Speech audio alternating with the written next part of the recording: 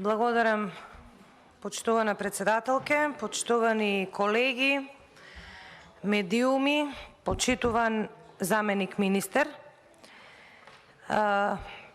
Очигледно е дека работењето на оваа комисија е доведено до ќорсокак. Мене искрено многу ми е жал што денеска не е присутен новиот министер за образование, но секако вие како негов заменик ќе му ја пренесете и атмосферата и барањата и на позицијата и на опозицијата и причините зошто оваа комисија не може да работи.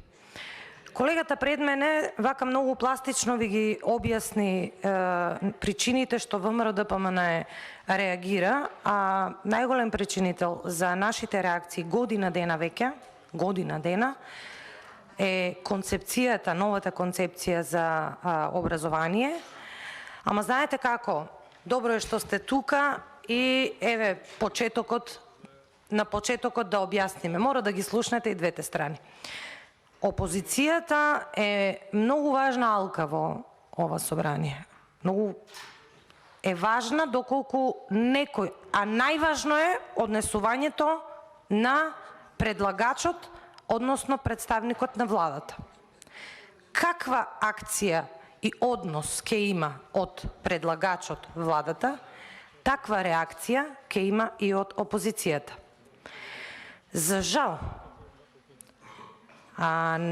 жал, предходната министерка Мила Царовска прво до тој степен не го почитуваше собранието, што не доаѓаше воопшто.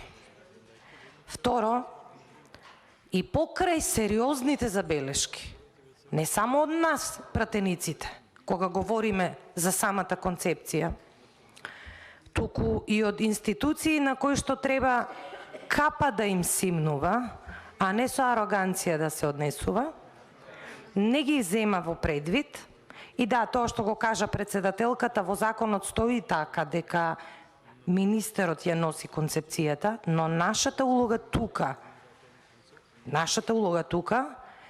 меѓу другото е да носиме и заклучоци. За жал, почитуван заменик министер, до такво нешто не дојде. И затоа оваа комисија трае како што трае, оди како што оди, а во меѓувреме образованието тоне во хаос.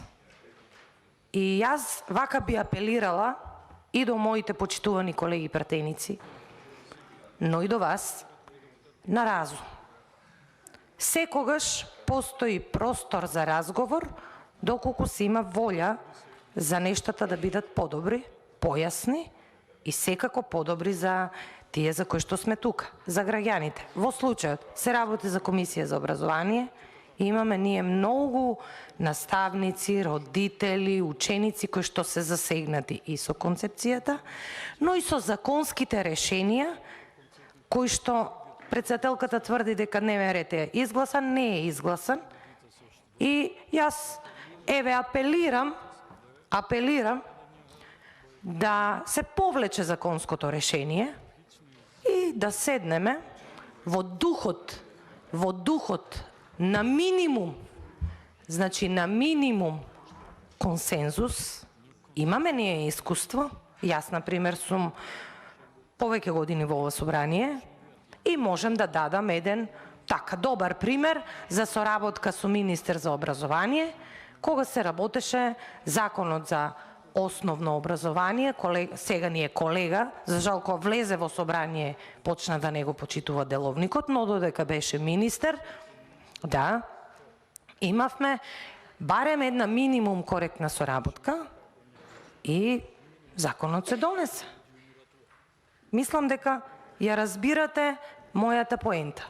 Не можете со ароганција, со дрскост, со безобразие да терате инат со цела една група на граѓани во Република Македонија кои што се засегнати со тоа што ти си го замислила да го направиш.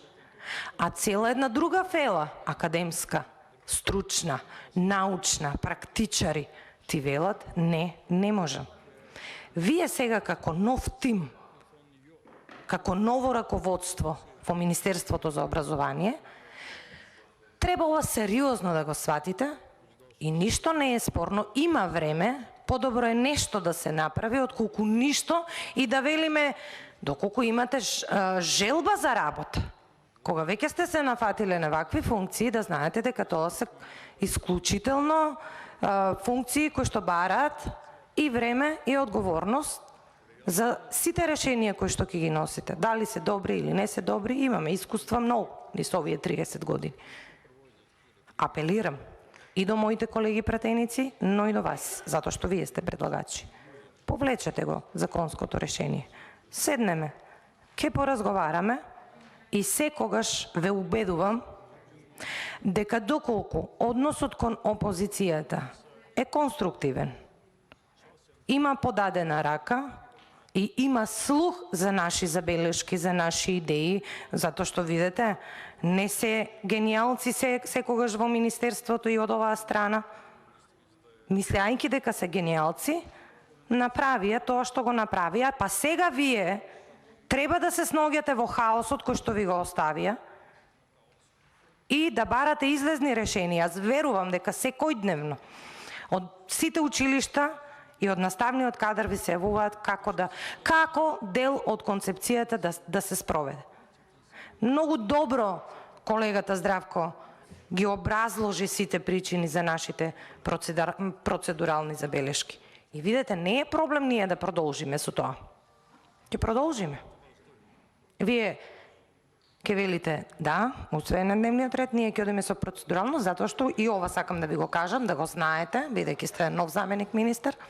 Многу често го кажувам ова, бидејќи освен деловник, тука во собрание се повикуваме и на собраниска пракса. Во оваа сала има собраниска пракса да трае комисија за образование 100 дена, да, за законот за донесување на универзитетите Дамјан Груев и Мајка Тереза. Тогаш оваа власт беше опозиција, работеше на процедурално 100 дена, имаше 900 и нешто амандмани, така да не е ова прв пат. Ова кажувам и за медиумите, и за вас, и за оние кои што заборавиле што се случувало кога тие биле опозиција. Значи имаме собраниска пракса од 100 дена, то се 3 месеци постојана процедурални забелешки за одредено законско решение. Не е ова прв пат. И кога ќе ги читате вестите, да ги знаете и претходните настани како биле и што биле. Се тоа ви го говорам за како ново раководство на владата, на Министерството за образование, да знаете дека вашите законски решенија со сета почит кон службите кои што ги изработуваат законските решенија мора да бидат донесени со поширок консензус за доброто на сите. Мојот апел го пренесувам и кон моите колеги почитувани пратеници од владеачкото мнозинство, да прекинеме тука со работа и да размислиме како понатаму ќе се однесуваме кон многу важниот образовен процес во Република Македонија. Благодарам.